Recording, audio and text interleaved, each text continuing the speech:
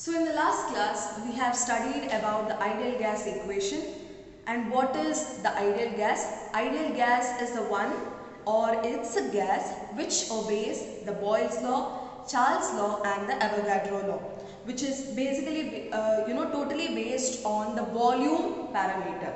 Okay.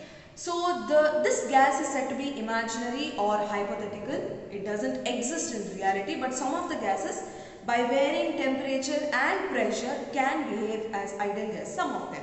Very light gases like hydrogen, helium, all of these can behave like ideal gases at a particular variation of temperature and pressure. But no other gas is said to be an ideal gas. Okay. So those gases which does not obey this ideal gas theory are nothing but the real gases what you have. Now we have also studied the ideal gas equation, that is PV is equal to nRT, and the combined gas equation regarding P1 V1 divided by T1 is equal to P2 V2 divided by T2. So based on these the problems could be asked, right? And this was what we have studied in last class. Now today moving on to the next law, okay, wherein we actually study about the partial pressure of the gases, okay, when it is in the combined state. So let me just explain you this law, that is Dalton's law of partial pressures. Now partial pressure, partial in the sense there is some amount, right, or there is half we say, right. So here, as the name says, this law was given by John Dalton in 1801. So here the law says that when you have a mixture of different gases, okay. So imagine you have a mixture of different gases. So here are these gas molecules together, right. So here when you have a mixture of different gases are present, maybe oxygen, maybe argon, different, okay. So imagine when you have a mixture of different gases which do not react with each other. This one point to be remembered here, that these gases when they are combined, they are not reacting with each other, or the non-reacting gases or non-reactive gases are put together, okay. Now the total pressure of this particular mixture, okay, what did I say? When you have the gases which are not reactive with each other, they are not reactive. So you have the whole mixture. Now the total pressure of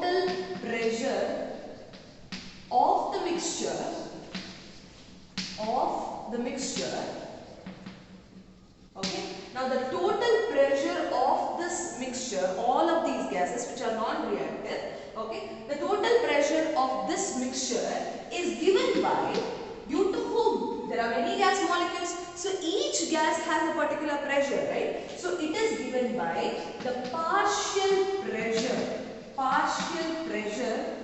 of the individual gases, okay. So each gas is contributing some amount of pressure, and that's why we call it as partial pressure, okay. So partial pressure of these individual gases gives you the total pressure of the whole mixture. That's it.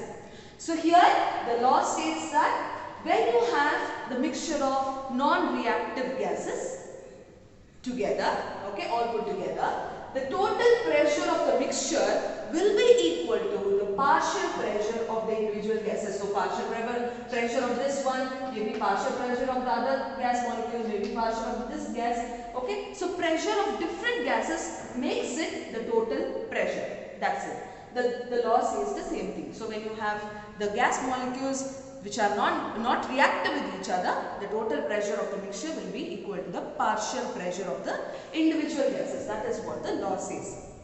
Now this law we can also write it in the form of an expression, that is P of total is equal to what? It is the partial pressure of the individual gases. So we can call it, or we can denote it as P1, P2, P3, P4 and so on, right. So it may be different gases which are present. So the partial pressure of each gases will give you the total pressure of the mixture. So that is what the law says. Now you see that, generally what you do is, while cooking or something, you see that the water molecules, they get converted into vapors or the gaseous state, right? So if you imagine a pressure cooker, if you're boiling water inside, the water gets converted into vapor or the gaseous state. But once it condenses back, you see that you obtain the droplets, water droplets, right? On the top of the lid of that pressure cooker, you see that there are many water droplets present. Now, these gases, okay, they are generally collected over water there, right? Gases are generally collected over water. And that is how they become moist in nature. We say moisture. Why? Because gases are present inside the water, right? So there is gas too, there is water too. That combines and makes it a vapor state, or it makes it moist. Moisture, moist, right? Or it is wet, we say. So here the gases are generally collected over water, and that's how they become wet or moist. Now, imagine you have a water vapor. Okay, just like a moisture. Okay, if you have to calculate the pressure of the dry gas inside, okay, imagine you have a water vapor, okay, or the moist or the moisture, okay. If you have to calculate the pressure of the dry gas present inside, as I said, it is nothing but water, gas collected over water, right? That together makes a moist. So gas is collected over water. Now if you have to calculate only the pressure of dry gas present inside that moist, okay, what do we have to do? We have to subtract things.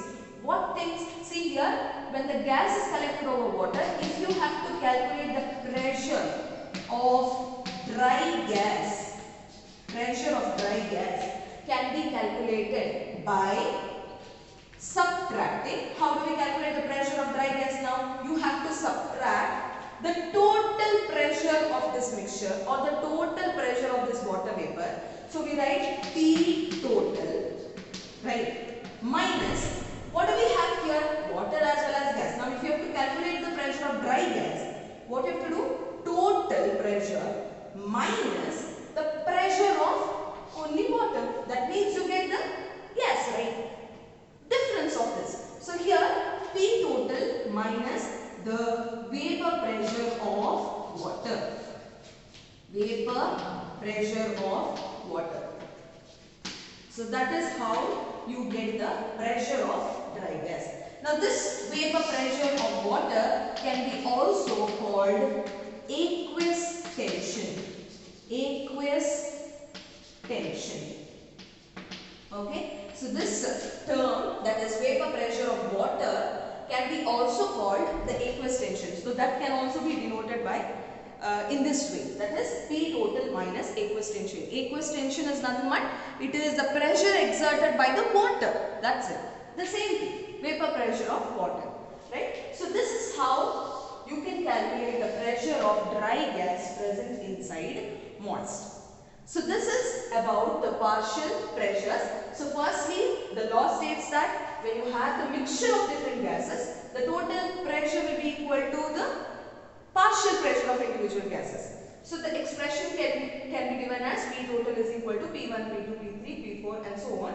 Total is the total pressure of the mixture and P1, P2 is partial pressure of individual gases. So here you know that if you have to calculate the pressure of dry gas present inside moist, the way you do it, how do you do it? That is P total minus the aqueous tension or P total minus the vapor pressure of water, and that's how you calculate the pressure of dry gas. So such kind of things would be asked in few of the problems. How do you calculate the pressure of dry gas present inside? Okay, so this expression you have to use and understand the concept. So this is about the Dalton's law of partial pressures. Another type of representing the partial pressure in terms of mole fraction. Okay, so representing the partial pressure in terms of mole fraction. So if the mole fraction is given, how do you calculate the partial pressure of a mixture, okay, or the gases? That is what we are going to see now. First of all, let us see, as you know, partial pressure, you all know, that is individual pressure given by the separate gases present in a mixture. in terms of mole fraction. Now what is mole fraction over here? Mole fraction is nothing but, as you know, moles are the number of particles, right? That's how you represent. 1 mole is equal to 6.022 into 10 to the power 23 particles or atoms or molecules. Now you see that mole fraction is nothing but the amount, okay? Amount of how we calculate, that is, mole fraction is nothing but, it is the amount of one single constituent, okay? Suppose take you have many number of moles. Imagine you have 3 moles, N1, N2, N3, which means that mole fraction is nothing but amount of one single constituent, maybe N1, to the amount of the total constituent, which is represented as N. Okay, so it is like one single part out of all the total parts. Got it? So in the same way, it is N1 divided by N, which means it is one single constituent divided by the total constituents. That is what is called the mole fraction. Fraction based on how? Based on one particular constituent to the total number of all the constituents. That is how you calculate the mole fraction. Now, if you have to represent this partial pressure in terms of mole fraction, how do you do it? Okay, that is what we are going to see now. Now, partial pressure in terms of mole fraction in the sense, as you know, gases, okay, they will have a particular temperature. So, imagine you have a gas at a particular temperature T, okay, and they will have a volume V, right, and they exert pressure. Imagine there are 3 gases, so 3 particular pressures will be exerted, that is partial pressures, given as P1, P2 and P3. Right. So, you have 3 gases at particular temperature T, volume V, and the partial pressures are P1, P2, P3. Let us take an instance. Okay. Now, by the ideal gas equation, as you know, ideal gas equation is written as PV is equal to nRT. Right. So, this is how you write the ideal gas equation. If you just try rearranging this according to this particular instant, that is partial pressure of all 3 gases, then you can actually denote them by writing it as P1V is equal to N1RT, right? That's the first case. Totally you have 3 gases, so in the same way you have to write it for other 3 gases too. So here P2 is equal to N2RT, right? And then you have P3 is equal to N3RT. So this is how you write the equations based on the ideal gas equation. So this is based on ideal gas equation. Okay. So this is what you get. Right. Now, from the law of partial pressures, that is the Dalton's law of partial pressures, from the law of partial pressures, what do you know? What's the expression? What do you know here? Based on partial pressures, the total pressure P total is equal to P1 plus P2 plus P3. Right? So this is what you understand from the law of partial pressures. Now let us try combining these equations, that is based on ideal gas equation 2 and also the law of partial pressures. So let us try combining this and rearrange the equations. Now you see that here N1, N2, N3 are the number of moles of each gases, right? The first gas, second gas and the third gas. Then you have P1, P2, P3, which are the partial pressures. R is the gas constant, T is the temperature. So this was based on ideal gas equation, this is based on the law of partial pressures. Now, this P total can be also written as, now let us just try substituting based on this. Now for P1, what is given here? N1RT by V, right? If you have to try rearranging this, according to P1, this volume would come over this side, the right hand side. Then you write it as N1RT by V. So here you can substitute it for the partial pressure, that is P1 is equal to N1RT by V. Correct? That's how you write P1. Then P2 is equal to, how do you write P2? N2RT by V. I've missed volume here, right? So here P2 is equal to N2RT by V. So N2RT by V. Then the third one, P3 is equal to N3RT by V. Very easy to understand, right? Now what do? You have RT by V in common in all of these. So let us just try simplifying this. So RT by V is common everywhere. So take it out. RT by V is into. Now what will be remaining here? N1 plus N2 plus N2. That's it. So P total will be is equal to RT by V into N1 plus N2 plus N3. RT by V you have taken it common out.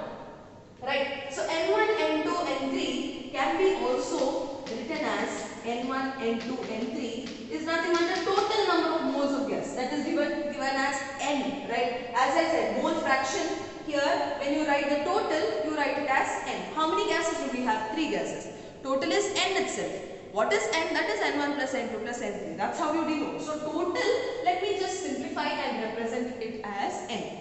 Okay, so instead of this, I am not going to write N1, N2, N3. Let us make it shorter and shorter. So here, this is written as N. Now, let me take that equation, okay, and now, if I have to simplify this still more, then let me try dividing it, okay. So, let's just calculate the first partial pressure. So, dividing P1 by P total. So if you are dividing it to the left hand side, you obviously have to divide it by right hand side. So here what am I dividing? Divided by P1. So let me divide it. So P1 by P total.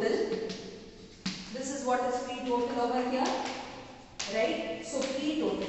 P1 by P total. I am going to divide P1 to all of the sides. So P1 by P total is equal to, what is P1 exactly? N1 RT by V, correct? So P1 will be N1 RT by V, right? And P total has the same way. What is it? RT by V into N1 plus N2 plus N3. So this is what you get when you divide P1 by P total. So P1 is equal to this much, P2 is equal to this much. What are we doing? We are dividing both of them. Okay. Now, what is common over here? RT by V. RT by V gets cancelled because it is divided by. And then what will you remain back with? P1 by P total is equal to, what is remaining here? N1 divided by N1 plus N2 plus N3. Correct? Now, here N1 plus N2 plus N3 can be written as I said, it can be written as N. So N1 by N. This is what you remain back with, right? So N1 by N. So P1 by P total is equal to N1 by N. That is what you get. P1 by P total is equal to N1 by N. So somewhere related to mole fraction you have got almost, right? So here, now if you have to calculate only the pressure of P1, right? So if you have to calculate the pressure P1, then you can also calculate it as P1 is equal to, get it this side, that is N1 by N can be also denoted as X1, which is the mole fraction. So mole fraction X1 is N1 by N. In the same way, here instead of N1 by N, I have written it as mole fraction, right, into P total. This is nothing, I have brought P total to the other side. So N1 by N is X1, okay, let me write it here, where N1 by N is equal to X1 and we have P total. Okay, so in the same way, if you have to write the partial pressure of the second gas, then you write it as P2 is equal to, how do I write? X2 into P total. So this is how you represent it in terms of mole fraction. In the same way, P3 can be written as X3 into P total, where X is what? It is the mole fraction of the third gas. Understood? So this is how you do it. So in the same way, if you have to write the ith of a particular gas. So Pi is equal to Xi into P total. So this is how you represent the partial pressure in terms of mole fraction. Mole fraction of I gas. Okay, so that goes on P1, P2, P3 and Pi, so on. Okay, so this is how you represent the partial pressure in terms of mole fraction. So here mainly what you have to remember is the equations. How can you calculate the pressure in terms of mole fraction? So this can be asked in the problems. So you need not actually study this, but what you have to do is you should have an idea how these equations are obtained and also the last formulas. Okay, so this is about the representation of partial pressure in terms of mole fraction.